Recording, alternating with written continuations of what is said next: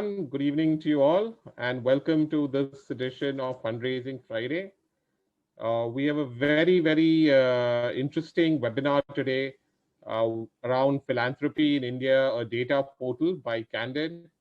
And we have Arif from Candid and Ingrid from CSIP who are here to talk with us about this.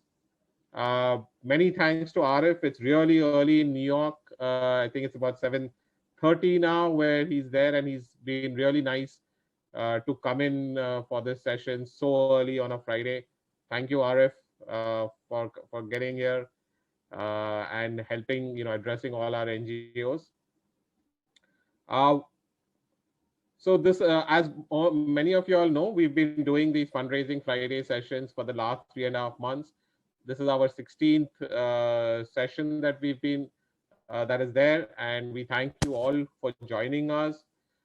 We would love as many people as possible to switch on their videos so that we feel like we are in one common setting, in one room, gathering knowledge from each other. So to the extent possible, please do that. I think it also helps the speakers to see who they are speaking with and makes the overall webinar very interactive and interesting. Thank you all. We're going to start off with a short video, as always, on DanaMojo. So just bear with me. Just give me a second as I share my screen.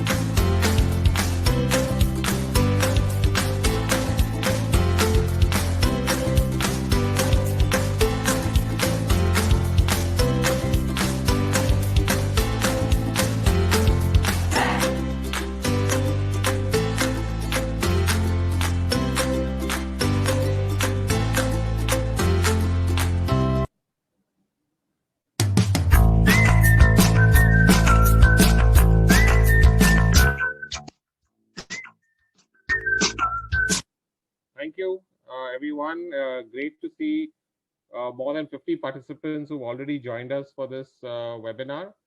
And to begin proceedings, I'm going to introduce Ingrid, who's with us here today to talk about their partnership with Candid. So Ingrid, just give me a chance to first introduce you. Ingrid has been a passionate advocate for human rights, social justice, and civil society for the last over 20 years now. She is currently the founder director of the Center for Social Impact and Philanthropy at Ashoka University, a graduate of the Indian Institute of Management, Calcutta. Ingrid transitioned from a 12-year career in advertising to the nonprofit sector in 1998 with CRY, Child Rights and You, where she was the CEO. She then served as the Secretary General at Civicus, the World Alliance for Citizen Participation, as Executive Director of Childline India Foundation, and as CEO of HIVOS India. Ingrid is a member of the World Economic Forum, as Global Future Council on System Inequalities and Social Cohesion. She has served on the advisory boards and boards of various international and national programs and forums, like the United Nations Development Program, Fair Share of Women Leaders, etc. So great to have Ingrid here with us today, and would love to hear more from us on their partnership with Candid and what she envisions and sees for the role of this data portal going forward. Over to you, Ingrid. Thank you, Dhaval, and hi everyone. Thank you for joining us this evening. Thank you, DanaMojo, for hosting this. Thank you, Arif, for coming in to sort of take us through this fantastic new platform. To take this back in a sense to, many of you have heard me say this previously, because when I first moved to the nonprofit sector over 22 years ago now, because I came from advertising, marketing, market research, that domain, almost the first question I asked when I moved was like, how big is the market? And of course I was told, we don't know. And then I did many things and then came back to sort of thinking about philanthropy when I joined CSIP about 5 years ago, and we still didn't know. So when Candid finally started to put the pieces of this jigsaw together, I was absolutely delighted to play any role we could in helping to make it happen. Because this is important for many reasons, and not all of them are immediately apparent. I mean, there is the obvious reason, which is to help all of us, NGOs, philanthropists, ecosystem players, make more rational, data-driven decisions. I've always been a little perplexed by the willingness of a philanthropist who in her or his business life would never make an investment without thoroughly analyzing the market, the competition, the consumer, is somehow willing, when they put on their philanthropist hat, to spend sizable amounts of money without any of that due diligence. So some of those questions that any philanthropist must, I presume, be asking, which is, if I work, for example, in malnutrition, who else is funding work on malnutrition? If I work in, say, Odisha, who else is funding work in Odisha? If I work among tribal communities, who else is working with tribal communities? What's the scale of that work? What are the issues and geographies in India that are most underserved? What are international donors supporting, and how is that different from what Indian donors are supporting? How is that balance changing? What gaps are emerging as a consequence of those changes? So there's 100 questions. I could spend the rest of the evening listing some of the questions that have troubled me, certainly, in my tenure in the sector, and I'm sure bother each of you and people in philanthropy in particular as much. So just to be able to make more rational, more data-driven decisions, I think, is the primary and obvious benefit of a portal like this. The second thing I think is to really, what I'm hoping to see is, because you have better data, we can reduce duplication, we can potentially encourage collaboration, we can optimize resources that are, as we all know, extremely scarce. So before the pandemic hit us, we were already trailing and lagging in our achievement of development goals, particularly as measured by the SDGs. As we know now, even before the pandemic hit, we were already seeing declines in some of our key development indicators. We know also that thanks to the pandemic, we've seen many of these have taken a serious hit. And so it becomes almost doubly important to ensure that what resources exist are more efficiently allocated. From a nonprofit point of view, all of us spend way too much time just scanning the environment to see who is funding what. So if I work, for example, in malnutrition, who are the funders that focus on this as an issue? Or if I work in a particular region of the country, who are the people that are interested in this state? And could we then spend our time telling those stories and interacting with those funders rather than spending weeks doing tedious grunt work just to figure out who that list may be? And believe me, I've done it, and it's A, thankless, and B, not particularly effective anyway, because there is so little information. For academics like us at the center, but for others across, we hope, the academic system, for researchers, for journalists, to be able to make sense of the sector, to spot trends, to spot gaps, to uncover insights into how Indian philanthropists give and how international funders fund India, I think could be a useful outcome of this portal. We've seen the benefits in the CSR space, for example. Because we have reasonably good data on CSR spending, we're now able to prioritize donors, uncover gaps in funding, show how funding is going to the most or the least underserved areas rather than the most underserved areas. And hopefully this will flesh out that picture to a greater degree and allow that kind of advocacy to happen more effectively. I think also in terms of shaping the narrative on philanthropy in India, I mean, most of what you read about philanthropy in India is still at that very shallow level of analysis. It's, you know, Mr. Premji gave another $1 billion to philanthropy, or here are the top 10 wealthy people in India and how much they give. There's very little diving below that extremely superficial level of analysis into telling the real story of what's going on. And hopefully this portal will allow us to do that. I think also for the ecosystem as a whole, the portal we hope will encourage greater transparency. In part, you know, if you're a philanthropist and you don't see your work adequately represented here, we're hoping that will provide some incentive for you to share your data. But also a degree of peer pressure. You know, if you're the only one whose data isn't represented here and all your peers are, then perhaps that will also lead to some questions about why your data isn't visible and incentivize you to share it.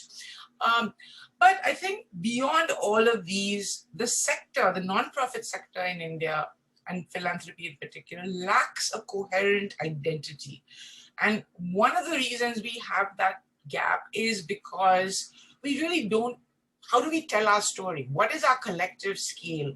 What is the composition of that philanthropy? Where in terms of issues and geographies are we making a difference? What is our contribution to GDP and to development? How do we compare with other countries? So there's a lack of base data, if you will, to be able to shape a coherent narrative about philanthropy in of this portal. Candid has done a fantastic job of not just scouring all the quantitative data available out there. But as we were just discussing, you will find, for example, that the news section alone is probably the most comprehensive news platform on philanthropy in India that I have seen. So it's certainly better than my news alert that I get in my inbox. So at CSIP, we tend to see the ecosystem, we classify it under what we call 4 Cs, a construct that we borrowed from Wings, where we look at it in terms of its capacity or the volume of resources and how they're deployed, the capability in terms of the knowledge and skills required, the credibility in terms of how it is seen and perceived out there, and the connectedness in terms of how well we're connected with each other. And we see this portal as significantly contributing on all four fronts. With that, I'd love to have Arif now take us through the actual portal and what it contains. Thanks again.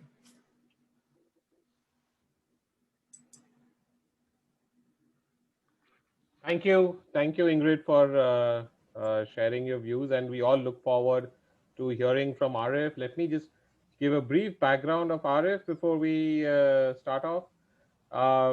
And I would once again like to thank Arif for being here, presenting to us at a really early time in New York. Arif Ikram uses his expertise both domestically and internationally to manage programs and projects that strengthen philanthropy's capacity and engages philanthropy with other development actors. He focuses on data collection, data sharing, and data literacy, as well as facilitating partnerships to ensure collaboration across the field. His work also promotes accountability and transparency in the philanthropic sector. Arif also leads various philanthropic research projects to create knowledge that benefits the sector. Prior to joining Candid, Arif worked in the private sector and brings significant experience that helps navigate the complex multidimensional and multi-stakeholder settings. He holds a graduate degree in public policy from Stony Brook University. Over to you, Arif. Thank you, Dhaval, and thanks to DanaMojo for organizing this. Ingrid, thanks for all those kind words. I really appreciate it. I really appreciate your partnership. This platform wouldn't be possible without your partnership. Thank you. Thanks again. And thanks to all of you wonderful people for making your time today. I understand this is your weekend, and I am standing between your weekend and you. So special thanks to all of you. I realized that the invitation that went out had a picture of me, which considerably look a lot different, but I assure you, I am the same person.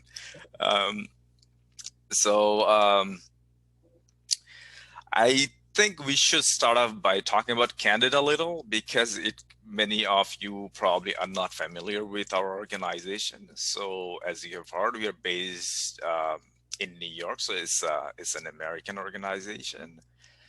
But we would like to call us a global organization these days, because that's where we are focusing, and we are present in many parts of the world through our work, through partnerships, through different special projects.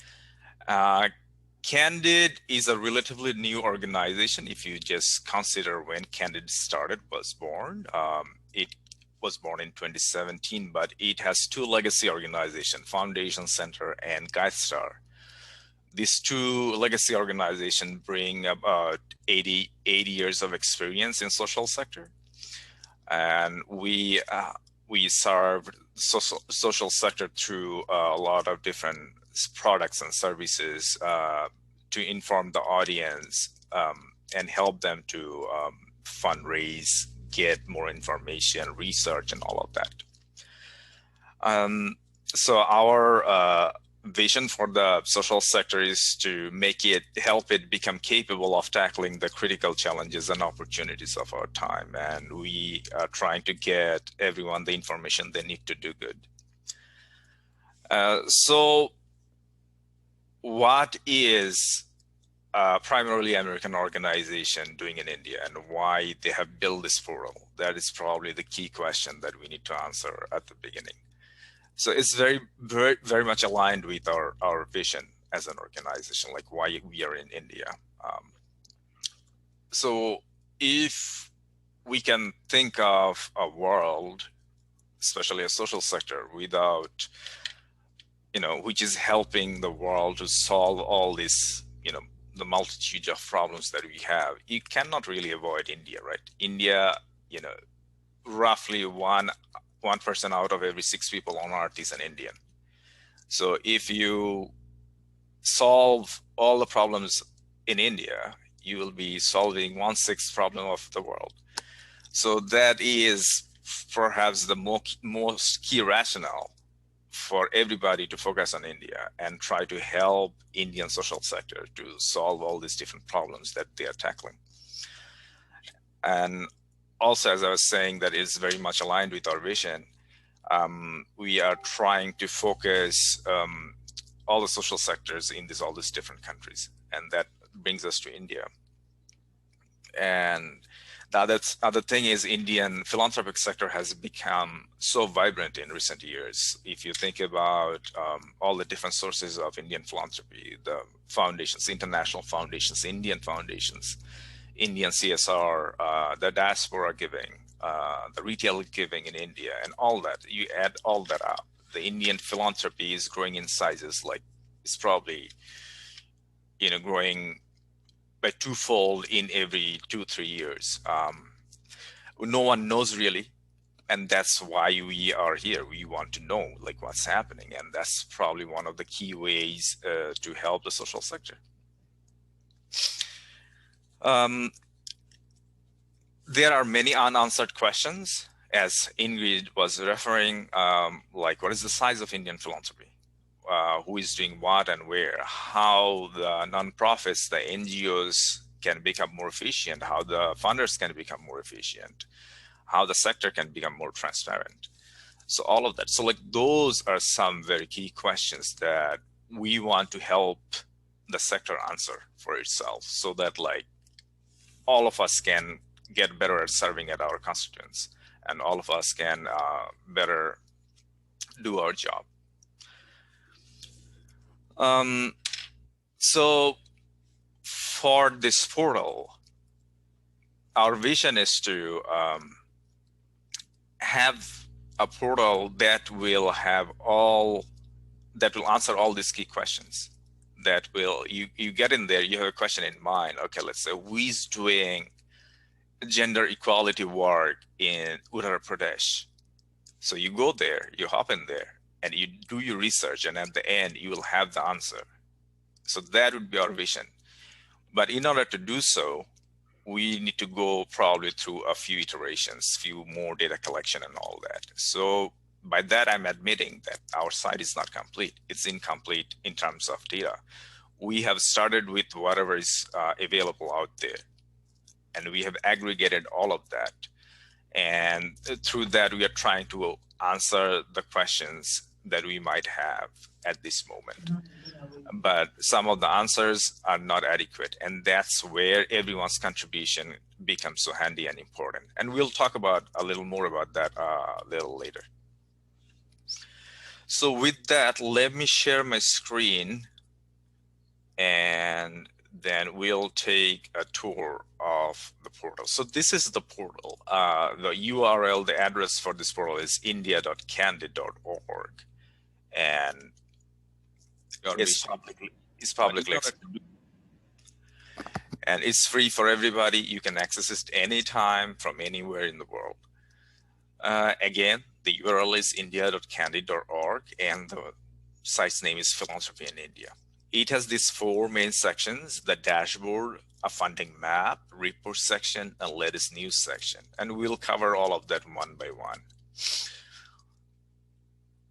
If you scroll down, it also says about these 4 different sections. But what I wanted to show you on the homepage is that these 2 videos, one in Hindi, one in English, is the same video in 2 languages. It gives you a brief overview of how to use the portal. So if somebody missed the webinar today and also don't have the time to go through the recording, I would recommend that they can come here, take a quick look, and that will help them understand how this site works and how to make most out of this portal. Let me get started with the dashboard. So you click on it, it takes you to the dashboard. So I think before we begin, let's talk real quick about the methodology that we have used and the sources of data. So there are multiple sources.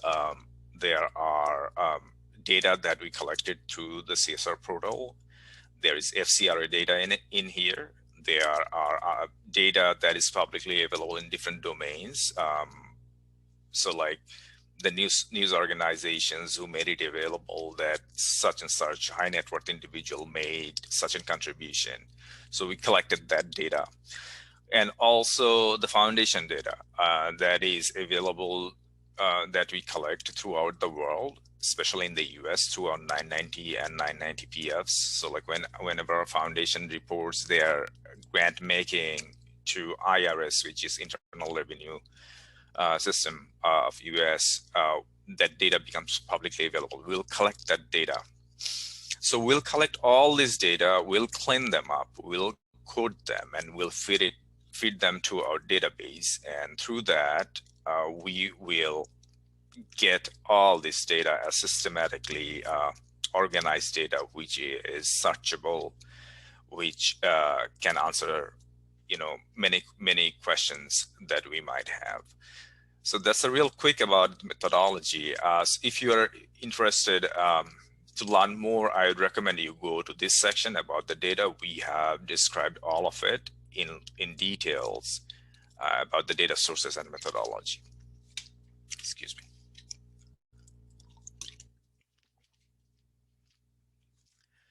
All right, so let's take a quick look at the dashboard. So it has 4 different filters, as you can see: type of funding, geo source, and geo destination of funding, and year.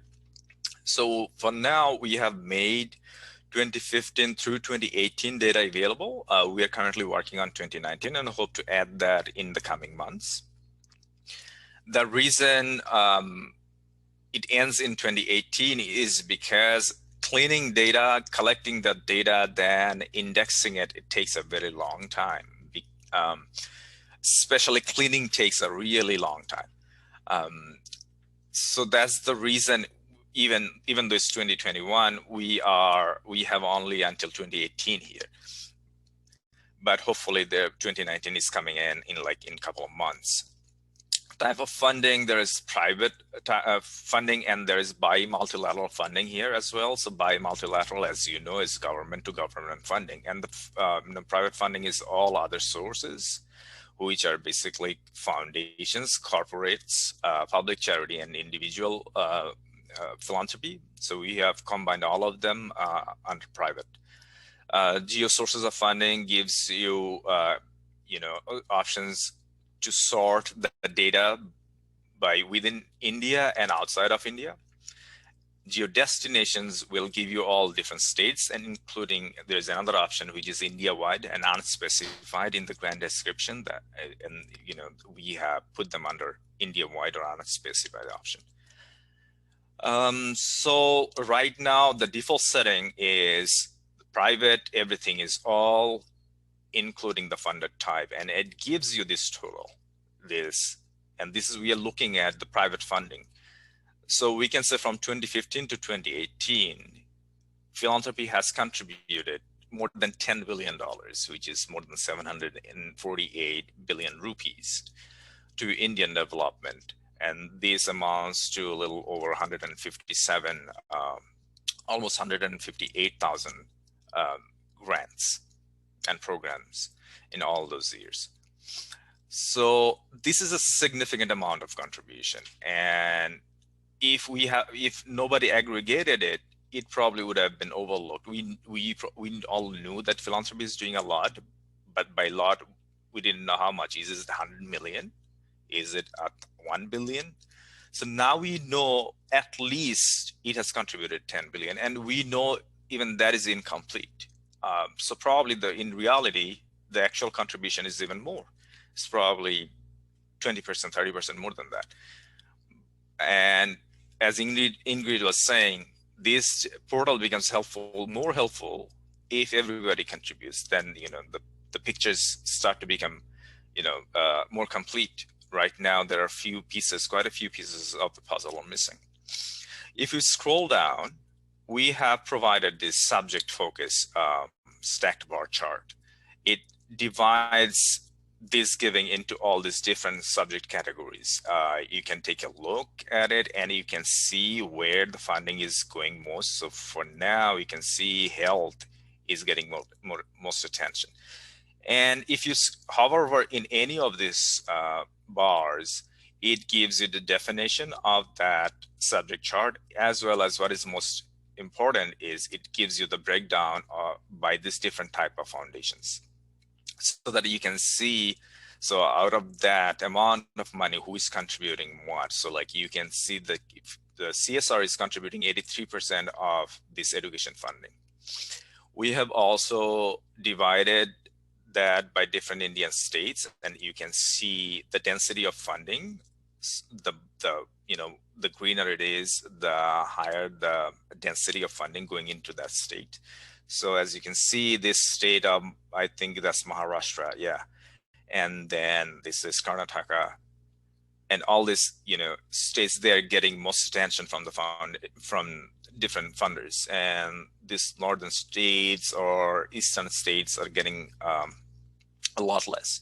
So it also gives you an idea where the where the funding is going and where could be potentially more attention needed, so that there is an equitable distribution of funding. If you click on a state, it gives you a quick snapshot of that state, what is happening in terms of private philanthropy. And you can learn more about that state when you click on this Explore region. But I'll show you that in a bit. But let me scroll down and give you a quick overview of top funders and top recipients section. So this one gives you, on the left, you can see the top funders. So I would say the top private funders who are giving to India. So this one, most obviously, Bill and Melinda Gates Foundation, and not by a little, by a lot. They're the top foundation, 73 billion. Compared to the next one is 25.2 billion. And that is the case almost in any country now, because they dwarf all other, funders by a lot.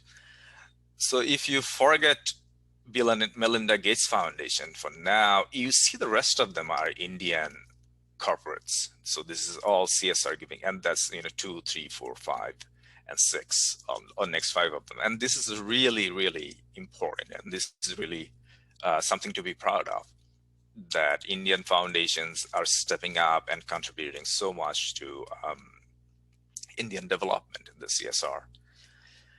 On the other side, you have top recipients. And the first one is, as you can see, is unknown, $5.5 billion, and the recipient is unknown. And that talks to you about the importance of transparency, or the lack of transparency in Indian philanthropy. The $5.5 billion, we simply don't know who it went to. And if we could know that who were those recipients, that would have helped the sector so much. Like if you want to partner with somebody, if you want to know what the other players in your sector, if you are a funder and you want to say get to know who is working in Karnataka, and probably that recipient is in here, but you simply don't know because it's not transparent. But if you keep scrolling down, there are more unknowns in here. So we at least know all this went as a response to coronavirus. And there is some more. So this one, we know the recipients are based in India, and this one, the recipients are based in the US. So you probably have seen there are Indian recipients and US or outside of India recipients. So you might be asking, like, why all of them are on the recipient list, why the US or Canadian organizations are doing here. The reason that you'll see other organizations based outside of India on that list is because some international funder gave that money to that organization, in this case, the University of Manitoba in Canada. And Manitoba used that money in India. So that's the reason, even though it's not based in India, it's spending all their money, it's spending all that program work, it's doing all that program work in India. And that's why it qualifies to be on this list. And you can expand both of these lists, both funder and recipient lists, and it gives you the top 25 funders and recipients. If you keep scrolling down, you get to see this population focus. We have this top populations that receive funding. So at-risk youth, you can hover over, it gives you the definition and how much it went to serve that population. So at this case, the at-risk youth, and then children, and you can see all of them. So there we have students here, we have the definitions, the amount is available both in US dollars and Indian rupees, and you can also get to see the number of grants. So that is the end of this page. Now let me go up and filter everything by, let's say, funding from within India. So it's private funding for all those years across India, all private sources, and just within India, then you can see it comes down to 6.1 billion. And this is heavily skewed by CSR giving. And I'll show it to you a little later. So it's still the same. That amount is divided by different subjects, geographic focus, everything changed because of my selection, and population and top funders. You can clear everything by using this clear all option. So I'm clicking it, so it gets you back to the default setting. So what is interesting, I think, is to go to this foundation option. It gives you all private foundations. These are heavily international foundations because we have very little data on Indian foundation, but we are getting more and more, and hopefully we'll keep getting more in the coming months and years. So this $1.7 billion granted by almost 50, little over 5,600 grants that came into India from 2015 to 2018, and the same, that all the lists and charts that you can see. But what is really something to be proud of is that this corporate CSR giving is 6.4 billion. And that's really something that India is funding most of its Indian philanthropy. That's, you know, the contribution it's making to its development is coming from Indian CSR, and it's not dependent on international funding. And that's a very, very inspiring story.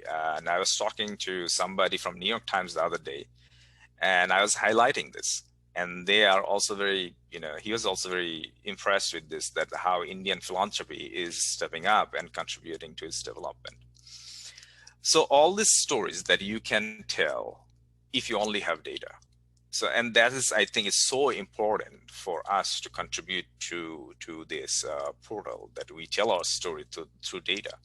And we get to answer all those questions at the, you know, by, you know, as you know, if we participate in this process. We have other options. Public charity, we don't have much data there as well. We don't have individuals, so this is high net worth individuals giving. We don't have much in there as well. There's only $735,000 in here. But we know there's a lot happening, but what is, you know, what is not there is the reporting of that data, because there is, you know, when it comes to individual giving, there's no law requirement or anything. And also people want to anonymize their name for many different reasons. So that's another reason why do we know much about it. But if you take a look at the top funders list, so the top is, you know, this is mostly diaspora giving. So like people from other countries mostly of Indian origin, they're making all those contributions. And this is coming from United Arab Emirates, which is at the top. And we got this data mostly through FCRA. On FCRA, you can actually see who gave that money, but we have anonymized all that data out of respect for their privacy. So see these countries, UAE, Singapore, Malaysia, all these global South countries. So like you can see a trend of South to South cooperation. It's not that typical story that global North Europe, mostly West European and North American countries are making that contribution. The usual suspects, you can see that it's changing. It's even, United Kingdom is not at the top anymore.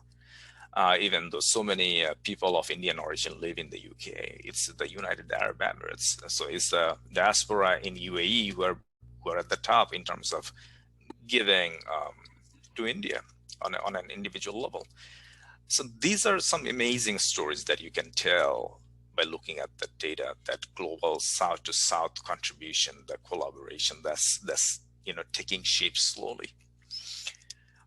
You can also see up to 25, like the other one. I'm just taking a look whether you can see anyone. Yeah, you can see 2 Indian high net worth individual. They're making contributions to Indian philanthropy. And the same goes here. You can see the top 25.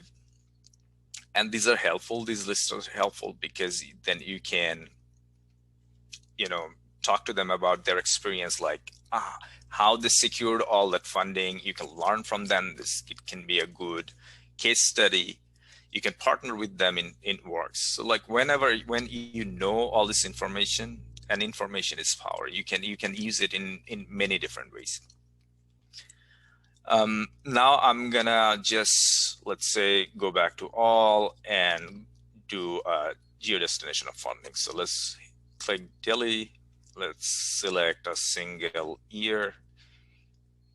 And this is very specific to Delhi and private funders. So like it tells you what was your selection. So it is private funders to Delhi in 2016, and it gives you the total, it gives you a breakdown, and gives you the total both in dollars and in rupees, and you can explore it by clicking it further.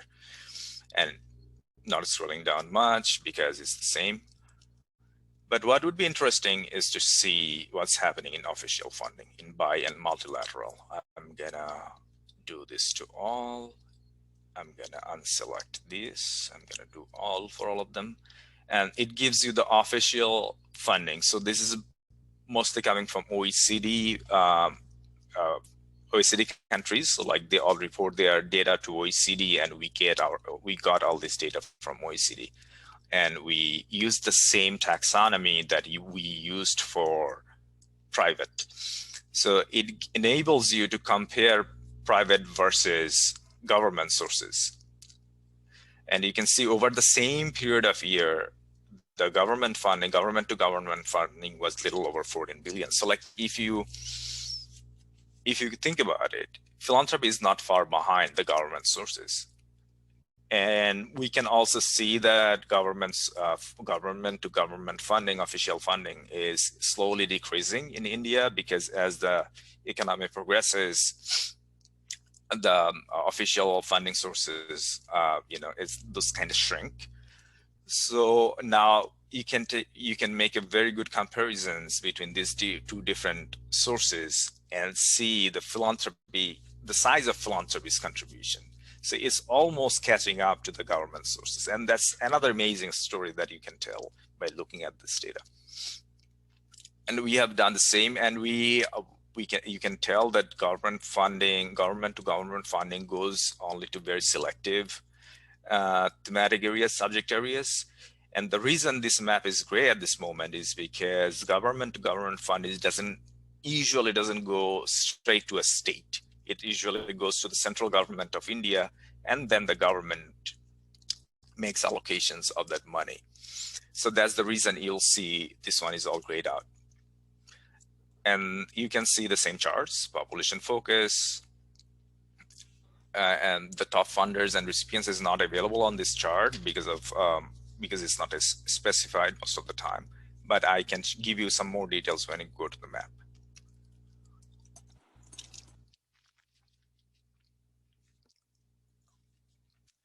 So Devil, so this is the dashboard that I've covered. So I want to take a pause here and know if there is any question before we go any further. Sure. So So I think there were two interesting questions. One theme that's coming out from some of the questions is people are very interested to understand the sources of data and where all this data is coming from. Mm-hmm. I think that's one theme of question that's coming up. I know you mentioned there was a link wherein one could actually look at all that information. Yep. Yeah, but I think I could talk about that again real quick. So the source of data, there are multiple sources for private philanthropy. So which is this private that you can see.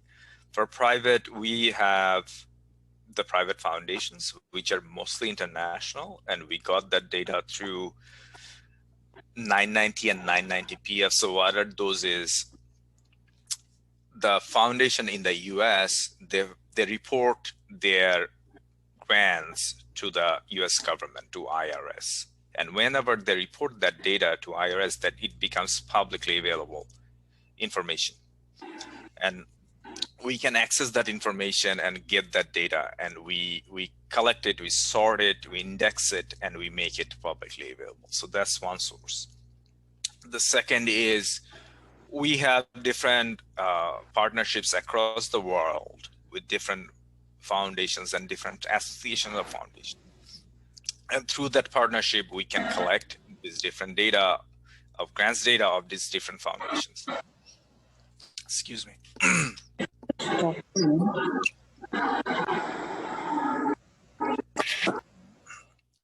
So we collect that private foundation giving as well. So that's outside of US.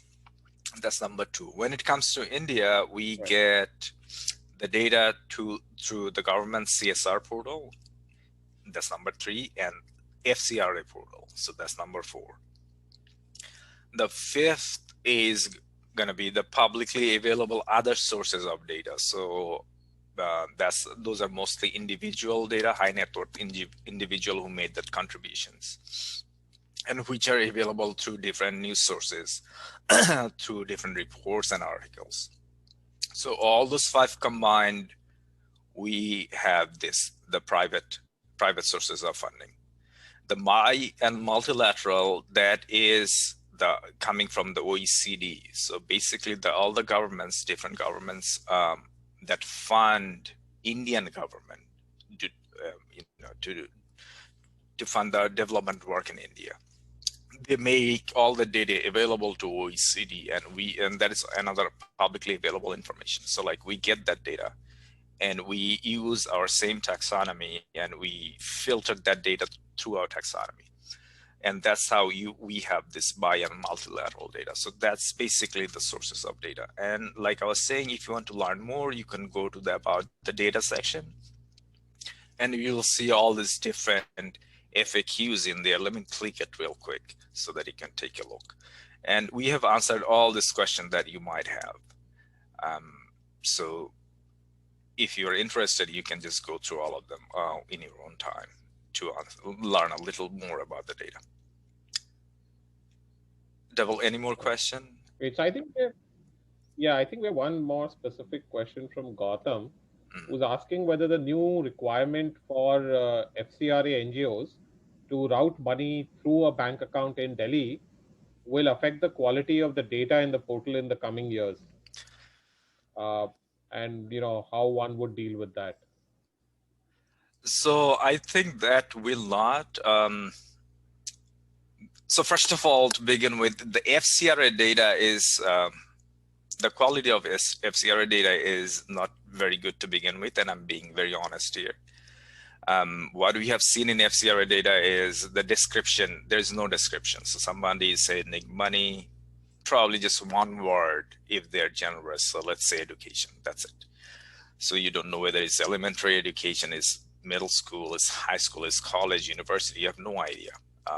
And you don't know where that money is going. Like, and sometimes you don't even know who is the recipients. And many times you don't know who is the recipients. And many times you don't know even who is the funder, because it's just one single name. And that doesn't really tell you much. So that's just an example that the quality of FCRA data. And we have a lot to do about the quality, and about the quality of FCRA data. We can all work together, encourage the funders that like it needs to be a lot better. We could perhaps set a standard in the future or something like that, but that's not your question. I understand that. So to answer your question, I don't think it will impact it. So now it's, the fund will be routed through the banking channel, but it will still has to be reported to the government. And that is the source of this data, FCRA data. So like we'll still go grab that FCRA data from the government sources. I'm happy and to then jump report in. it. I'm happy to jump in on that one. Yeah, go on. Yeah, thank you. Essentially, the recipient organization will be whatever details are listed for the recipient organization are the details that the portal will pick up. So regardless of the fact that you've got an FCRA, that we all now have our FCRA accounts in the main branch in Delhi, if the recipient organization, for example, in the case of Ashoka University, is IFRE listed in Vasant Kunj, then that's what the portal will pick up from the FC returns that are filed. So it's whatever you specify in your FC return that gets picked up by the portal. Okay, so you mean in terms of location? In terms of location. Right. So earlier it would have been the location of the bank account where it was? It's never been the location of the bank account. It's always been the location of the recipient. Okay. So then nothing much changes because the data is anyway coming from the government in itself. Great. There was another question saying, how do you plan to get more funders to provide this data and to use this portal? So what's the plan around that? Yeah, that is the key question, I guess. And Ingrid, I can start, and I hope you'll then jump in. So first of all, we show everybody the importance of having data. With the importance of data, the key questions that you can answer if you have the data, and how if more efficient this sector can become if you have more data available. I think what is mostly absent in many discussion in philanthropy, especially in Global South, is the utility of data. The data itself is a form of philanthropy. So like by that I mean, whenever you make a grant, that's one donation that you're making. And whenever you're making that information available for to the rest of the sector, that itself is another donation to the sector. So we need to get to that understanding that like how can you help the sector even further by making that data publicly available. And in order to do that, we need to take out all the stories that these happened, you got to know this, you partnered with this organization, this redundancy didn't take place because this information became publicly available. So you need to highlight all the stories, and then hopefully slowly everybody will start sharing the information. And in our experience in the US, the regulation by the government helped it so much, because we have this requirement here in the US that you need to make your information publicly available if you want to be remain a tax exempt entity. So the government in here, they tied up this tax exemption with publicly reporting your data. So like that kind of incentive can also go a long way. Right. Ingrid, if you want to jump in. Yeah. Yeah, as I said in the beginning, I think there are two factors we're counting on here. One is a degree of FOMO, if you will. So, if you're a significant funder and you find that your funding is not being reported or being underreported on the portal, where you look at the list of top 10 private funders in India, and you find that people who are giving much less than you are listed there. hopefully this provides some incentive for you to want to see your name up there as well. So you're looking at it now, for example, you're seeing, essentially it's CSR donors that are getting listed. So we're hoping that this will incentivize some funders at least to want to see their names in that list. The second one is peer pressure, which is, if Azim Premji Foundation, for example, is listed there, but somebody else we know is not, I'm hoping that there will be questions to say, why are you, not, why is your data not listed here? So a combination, I think, of FOMO and peer pressure is what we're counting on. I know for a fact that there are two kinds of donors out there when it comes to the big grant-making foundations. There are those who are keen to be transparent because they see in this the long-term health of the sector. And then there are those who are entirely opaque.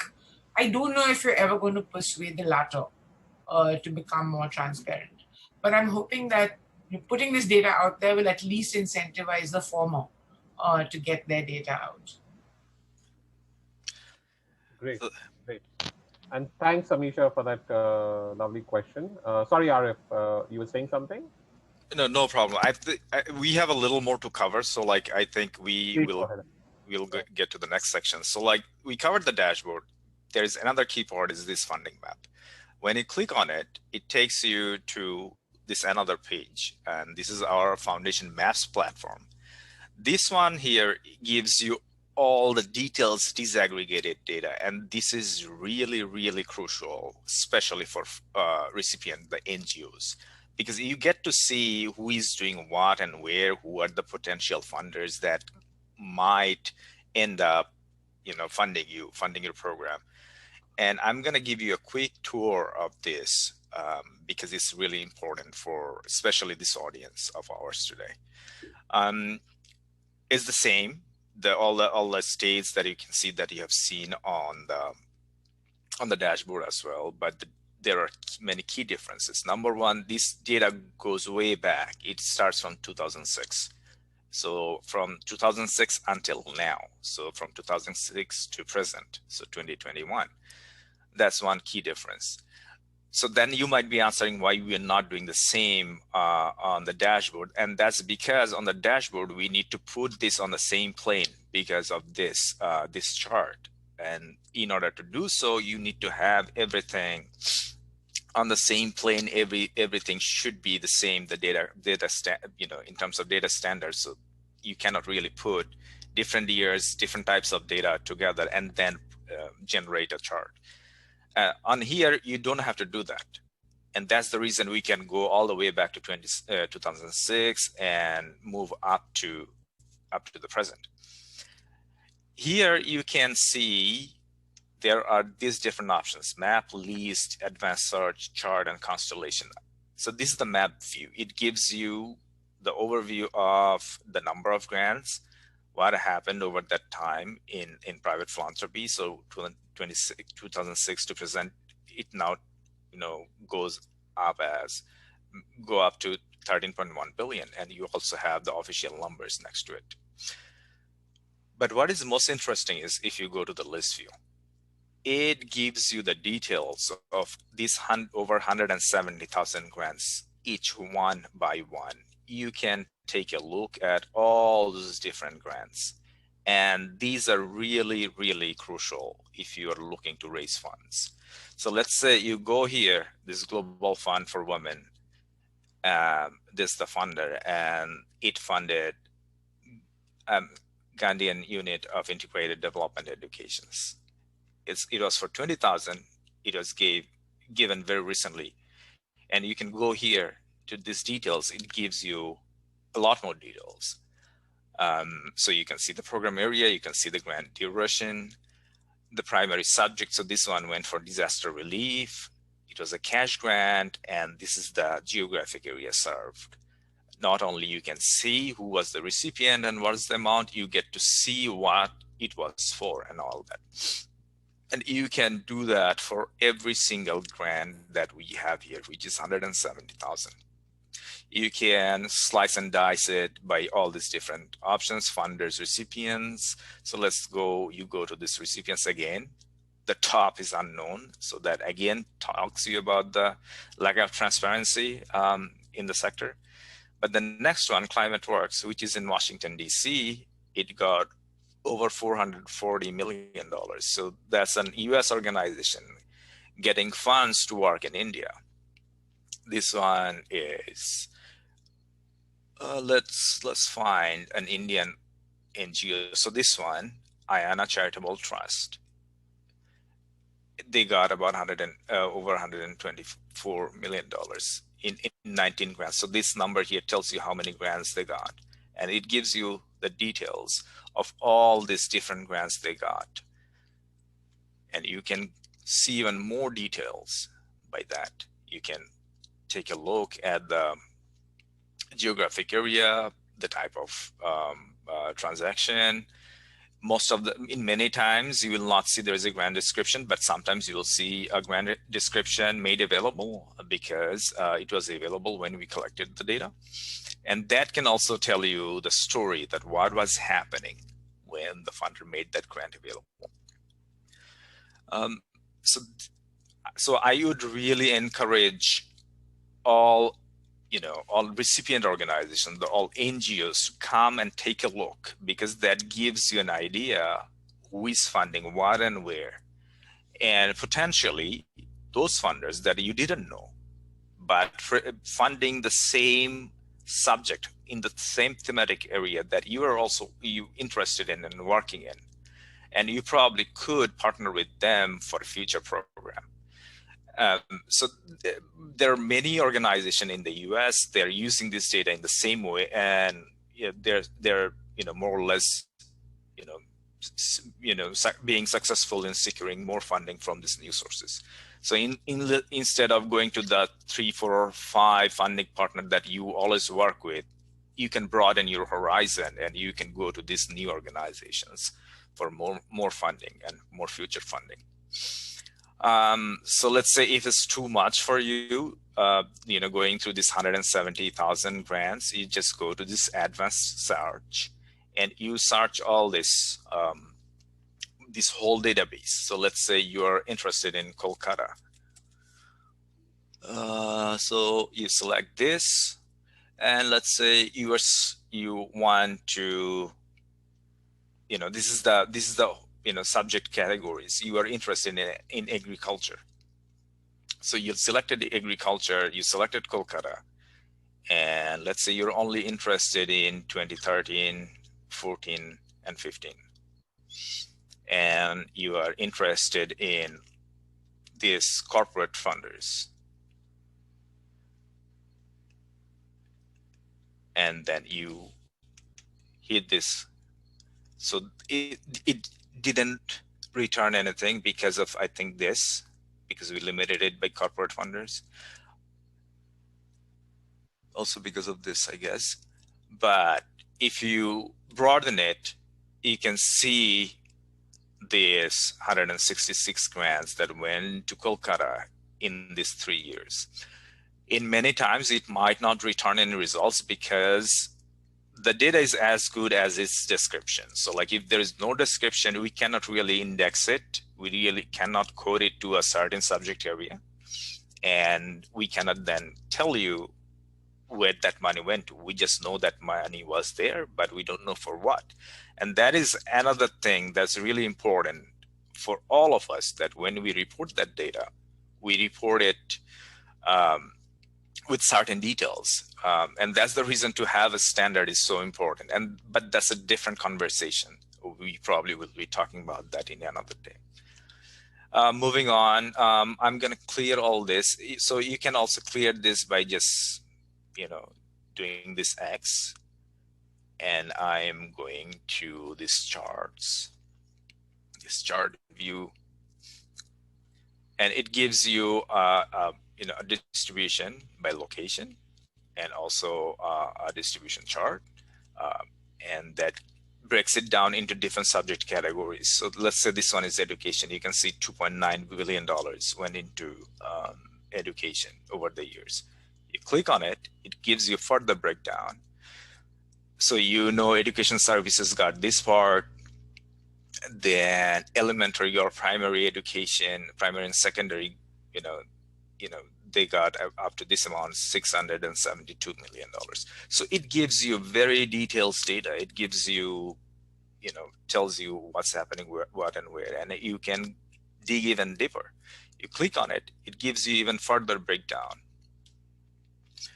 So so what I think is really important. This can be a very helpful tool, especially for the grant seekers, for the NGOs.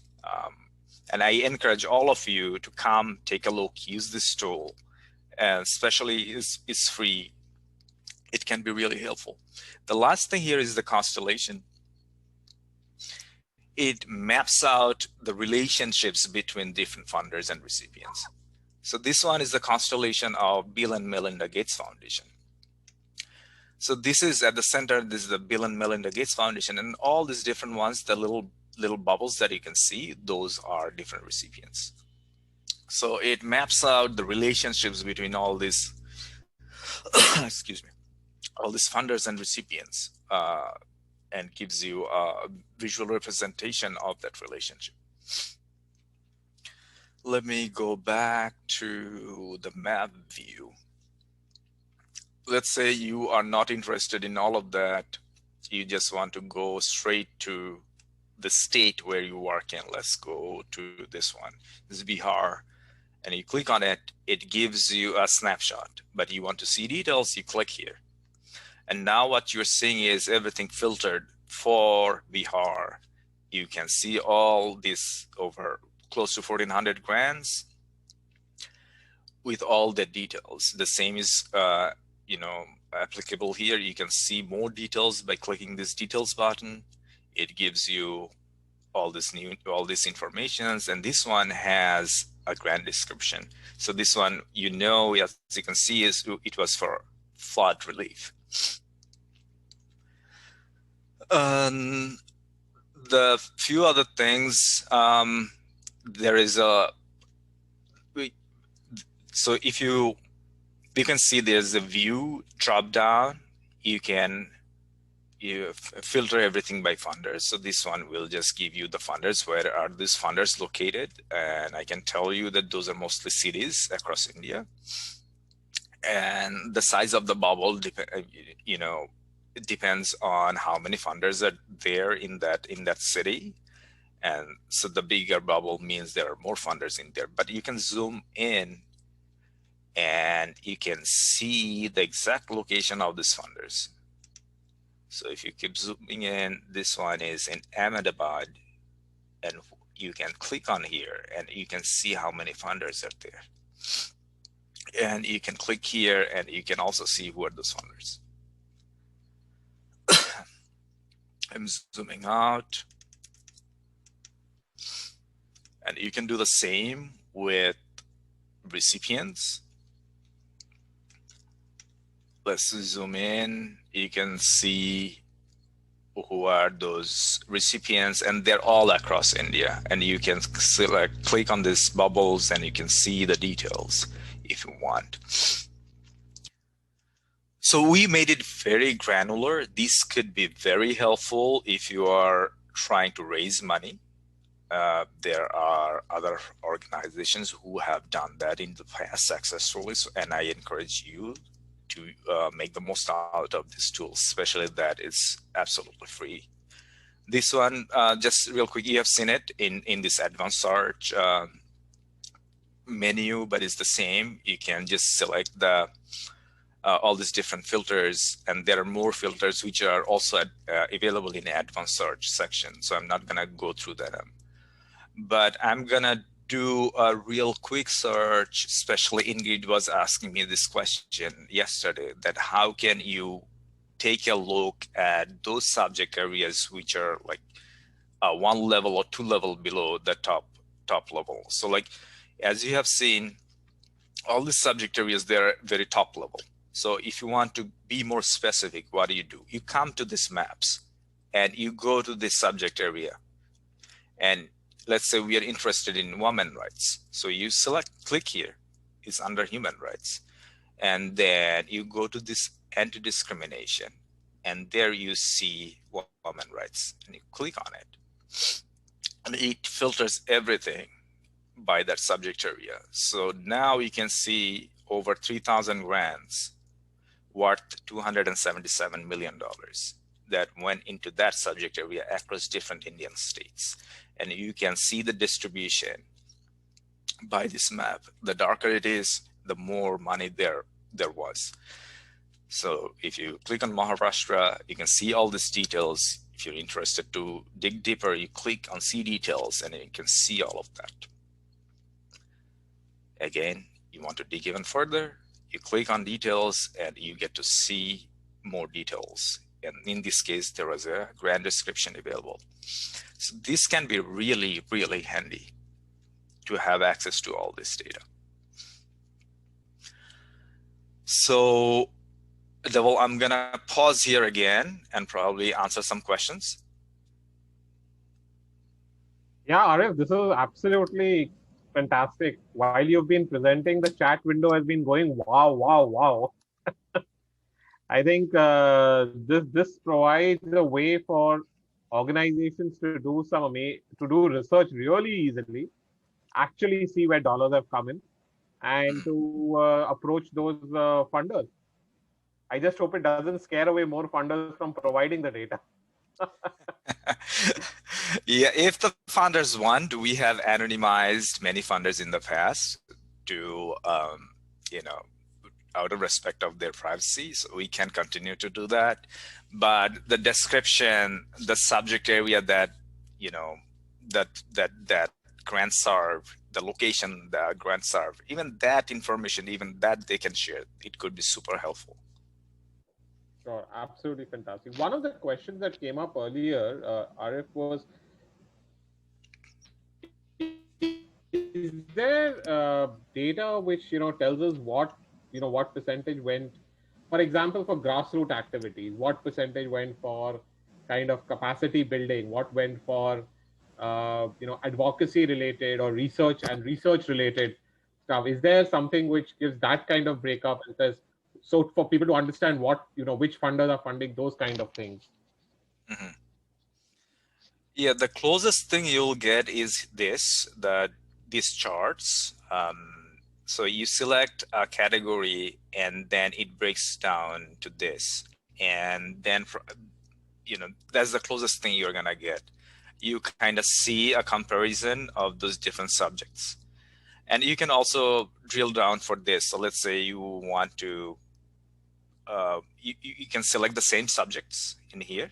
Let's say this one is for disabled persons' rights, and it filters everything for that subject category. And now we can see all these relative distributions. So that's the closest thing you can get, and it's very easy to figure out the percentage, even though it's not available in there, but you can very easily calculate the percentage.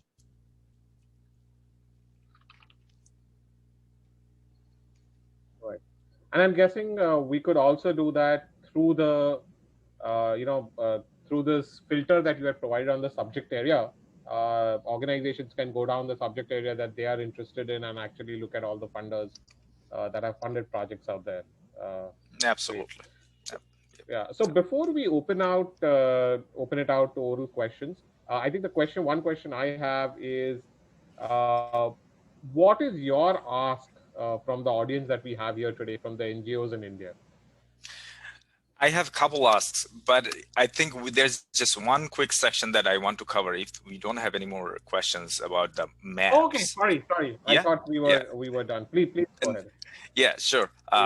It's not gonna take me long. I wanted to, give you a quick overview of the report section. So in this section, we have made some really interesting reports available, which are very much curated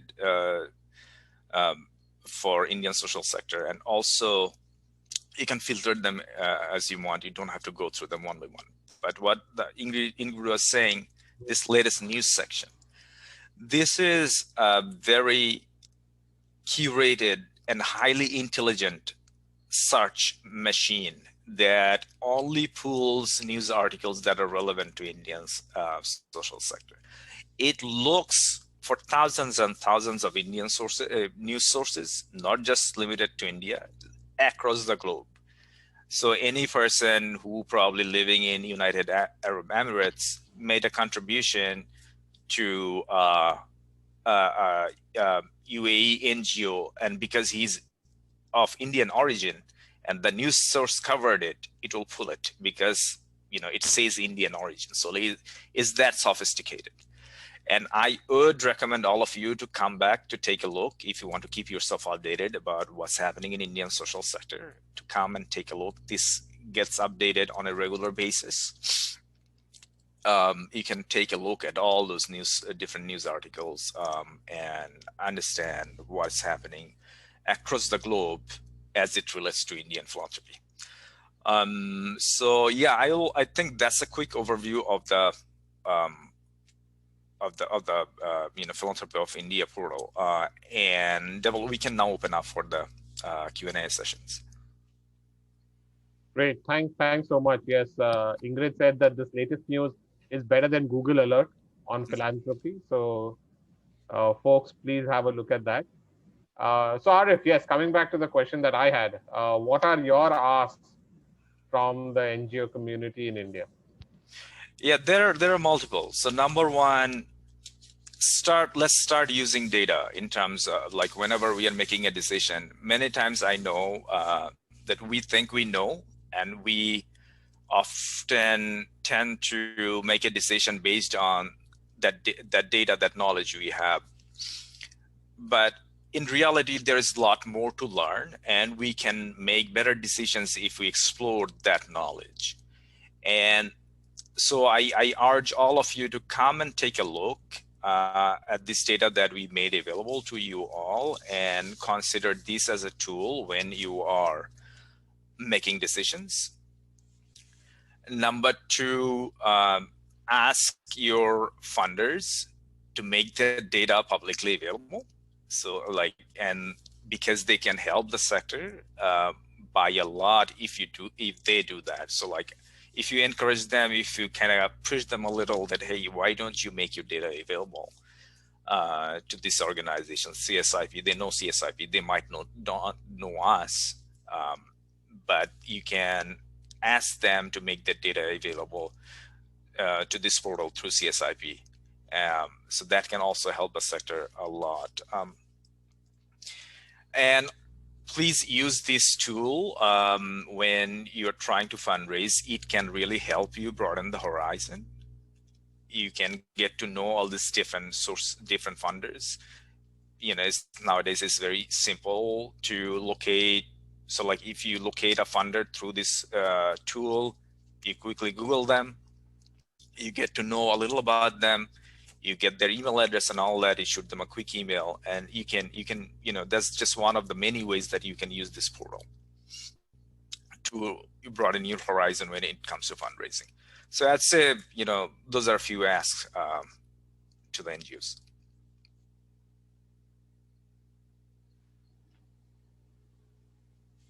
Great. So before I open it out to the NGOs to ask you questions directly, I'm going to ask all the participants to please share your feedback regarding this session. I'm sharing a link on the chat. Please take 2 minutes to fill it out and give us your valuable feedback. And in the meanwhile, if there is anyone who has a question to ask, please raise your hand, or on video or on chat, and we'll unmute you so that you can ask your question to both Arif as well as Ingrid.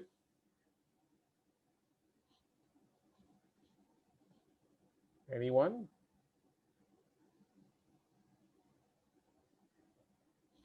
I think that's great. We've had a very comprehensive session, Arif.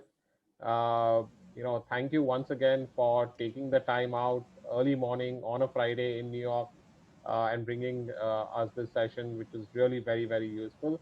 Ingrid would like to just see, would you have any last words for us before we sign off? No, I mean, personally, I'm a data geek, and so for me, this is like, heaven sent kind of fun way to spend my time. But I was wondering, is there merit in convening some sort of hackathon almost, where we get this group of organizations or any group of organizations together to just play with the data, see what we can find, look for new insights. I mean, that could be a cool way to spend a few hours together, just experiencing the portal collectively rather than individually. I'm sure there are some of us that will do this individually because we are data geeks or we are philanthropy geeks or whatever. But just to sort of maybe do a community of people that does this together might be a fun way to experiment with this portal. And we're quite happy to host that, or if you want to host it or co-host it, that would be cool as well. Right. Yeah, we would love to co-host it. I think it'd be a lovely, interesting thing where different people can look at different data from different ways and come up with interesting use cases of the data itself, which may not have been explored so far. So I think that's a lovely idea, and we'd love to partner with that. Including what were the 3 most surprising things you found when you played with the data? I mean, or who were the biggest missing names that you found? I think we could almost have a quiz session around this to make it easier, to make it faster for people to use the site and to get more and more familiar. Fantastic! I think we'll think of an interesting way to organize this. Cool. Great.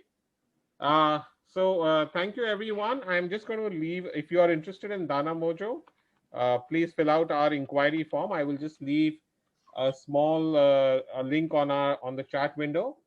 If you're interested, please write into us and we will explain more about the platform, the video that you saw initially. And thank you, everyone. Thank you, Arif and Ingrid, once again for your time.